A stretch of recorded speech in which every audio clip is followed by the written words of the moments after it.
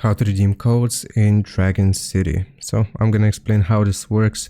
If you open up the Dragon City app here on your phone and you're searching for a redeem code option, for example, let's say that you've clicked on the gear icon in the top right, and you may have noticed that there is no redeem code option. So basically how this works, there is one way of how you can redeem codes, and that is if you are a new person or a new player.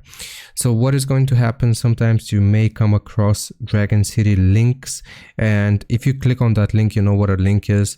If you click on that link, it is going to refer us to the Dragon City app, and if you are creating a new account in Dragon City, then that might give you a code if you use that said link, and once you create your account, then you might be able to redeem that code. I hope that makes sense. There is no option to redeem a code from within the game section itself or from within the game itself, but if you're creating a new account, then you may use a person's link, which you may see on a YouTube video or Google. Then that's essentially what gives you the code.